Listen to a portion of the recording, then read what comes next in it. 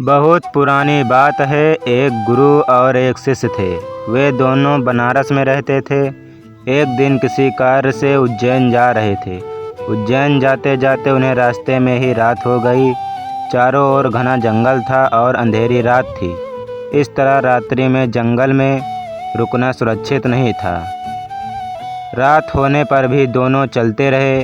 तभी उन्हें एक गांव दिखा। गुरु और शिष्य दोनों ही गांव में चले गए। गांव में उन्हें एक झोपड़ी दिखलाई दी। गुरु ने शिष्य से कहा कि आज हम इस झोपड़ी में रुकेंगे। गुरु और शिष्य दोनों झोपड़ी में गए और झोपड़ी का दरवाज़ा खटखटाया। झोपड़ी से एक गरीब आदमी बाहर आया और गुरुजी उस व्यक्ति से बोले, हम दोनों बहुत दूर से आ रहे हैं और रात्रि अधिक हो गई है। जंगल में रहना खतरे से खाली नहीं है, इसलिए हम रात्रि में यहाँ रुकना चाहते हैं। वह व्यक्तिगत गरीब अवश्य था, किंतु दिल से बहुत नेक इंसान था। उसने सम्मानपूर्वक गुरु और शिष्य को झोपड़ी के अंदर बुलाया और उन्हें स्वादिष्ट भोजन करवाया और रात्रि में सोने के लिए बिस्तर भी लगा दिया। भोजन करने के पश्चात गुरुजी ने उस गरीब व्यक्ति से पूछा, तुम्हारा घर तो बहुत छोटा है, किंतु तुम दिल के बहुत धनवान हो। तुम्हारी रोजी रोटी का साधन क्या है? उस गरीब व्यक्ति ने गुरु के मुंह से अपनी प्रशंसा के लिए धन्यवाद दिया और बोला, मेरे पास इस गांव में सबसे अधिक ज़मीन है, किंतु वह ज़मीन बंजर है, जिस पर किसी भी प्रकार की खेती संभव नहीं है। इसलिए मैंने अपनी रोजी रोटी पालने के लिए एक भैंस रखी है। उसी भैंस का दूध और घी बेचकर मैं अपनी रोजी रोटी चलाता हूँ। उस व्यक्ति की बात गुरुजी को कुछ अजीब सी लगी, किंतु वह कुछ नहीं बोले और सोने चले गए। देर रात में गुरुजी उठ गए और अपने शिष्य से चलने के लिए कहा। दोनों गरीब व्यक्ति को बिना बताए घर से निकल गए और जाते जाते गुरुजी उसकी भैंस को अपने साथ ले गए। अपने गुरु का यह आचरण शिष्य को अच्छा नहीं लगा और वह बोला, गुरुजी, इस गरीब व्यक्ति के पास रोजी रोटी का यही एकमात्र साधन है। अगर हम इसे ले गए तो यह व्यक्ति अपनी रोजी रोटी कैसे चलाएगा?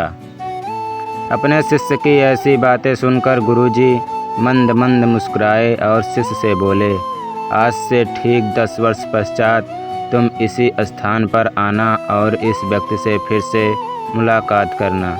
भोर होने के पहले ही गुरु और शिष्य भैंस लेकर उस गांव से बाहर निकल गए। धीरे धीरे कई वर्ष बीत गए। 10 वर्ष बीतने के पश्चात चेले को गुरुजी की बात याद आई कि उसे फिर से गरीब व्यक्ति के घर जाना है। शिष्य फिर से उसी गांव गया। गांव जाते ही उसने देखा कि जिस स्थान पर झोपड़ी थी, ठीक उसी स्थान पर एक आलीशान मकान बना हुआ है। यह देखकर उसे बड़ा आश्चर्य हुआ। शिष्य मकान मालिक से मिलना चाहता था। जैसे ही शिष्य मकान के पास गया, उसने उसी गरीब व्यक्ति को देखा, किंतु इस बार गरीब व्यक्ति बहुत अच्छे कपड़े पहने हुआ था और देखने में बहुत ही संपन्न प्रतीत हो रहा था। शिष्य उस व्यक्ति के पास पहुंचा और बोला, क्या आपने मुझे पहचाना? मैं वही बालक हूं जो आज से 10 वर्ष पहले रात्रि हो जाने के कारण अपने गुरुजी के साथ अपने घर रुका था। वह व्यक्ति झट से शिष्य की बातें सुनकर उसे पहचान गया और बोला, हाँ, मुझे बहुत अच्छे से याद है। उस रात्रि अगर आप लोग मेरी झोपड़ी में नहीं आए होते तो शायद आज भी मैं उसी दरिद्रता में जी रहा होता। उस रात आपके जाने के बाद मेरी भैंस भी कहीं चली गई थी और मेरे रोजी रोटी के लाले पड़ गए थे।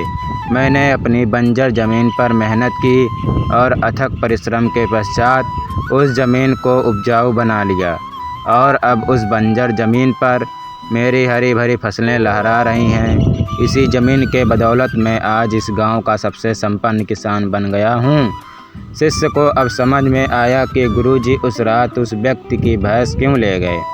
शिष्य के मन में अब अपने गुरु के लिए पहले से भी कई गुना अधिक सम्मान था। दोस्तों, हमें इस कहानी से यह शिक्षा मिलती है कि हमें कभी आलस नहीं करना चाहिए। वीडियो थोड़ा सा भी अच्छा लगा हो तो हमारे वीडियो को लाइक करें, चैनल को सब्सक्राइब करें।